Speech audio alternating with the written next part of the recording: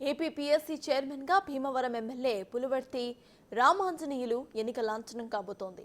PSC chairman గా రామాంజనేయులు పేరును జనసేన సూచించింది. వైసీపీ నుంచి పీఎస్సీ చైర్మన్ ఎన్నిక కావాలంటే 20 మంది మద్దతు అవసరమని కూటమి నేతలు చెబుతున్నారు. కానీ వైసీపీకి 11 మంది సభ్యులు మాత్రమే ఉండటంతో అటు సంప్రదాయాన్ని పాటించలేమని కూటమి నేతలు అంటున్నారు.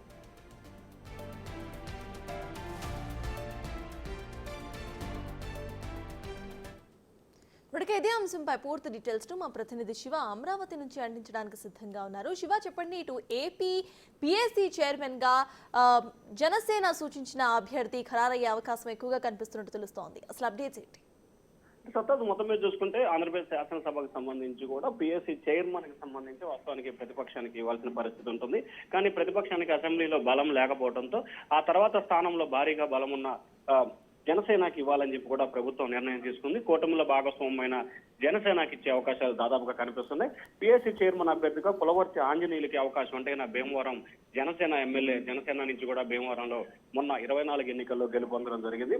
వైసీపీకి తగిన సంఖ్యాబలం లేకపోవడంతో జనసేనకి ఛాన్స్ ఇవ్వాలని చెప్పి కూడా ప్రభుత్వం ఆలోచన చేసింది. ఆ ఆలోచనలో భాగంగానే జనసేన అధినేత పవన్ కళ్యాణ్ కొద్దిసేపు క్రితమే ఈ పేరుని స్పీకర్ కి ప్రతిపాదిస్తూ కూడా నామినేషన్ కూడా మధ్యాహ్నం దాకా అంటే 12 మంది నామినేషన్ దాఖలు చేశారు. ఆ 12 మందిలో ఈయన కూడా ఒక వ్యక్తి కావడం పరిస్థితి. జనసేన నుంచి పులవర్తి ఆంజనేయుల్ని ప్రతిపాదన చేయడంతో కూడా దాదాపుగా పీఎస్సీ చైర్మన్ పై ఉత్కంఠ అయితే దాదాపుగా తొలగిందని చెప్పి కూడా భావించవచ్చు. ఎందుకంటే వైఎస్ఆర్సీపీకి సంబంధించి బలం లేకపోవటం, ఆ తర్వాత అదే ప్లేస్ లో జనసేన నుంచి భారీ స్థాయిలో బలం ఉండటంతో ఈ నేపథ్యంలో మొత్తం వ్యవహారానికి సంబంధించి కూడా ఈ ప్రక్రియ కొనసాగుతుంది. సో దాదాపుగా ఏదైతే ఈ అంశానికి సంబంధించి ఉత్కంఠ అయితే తెరపడినట్లు కూడా మనం భావించాలి.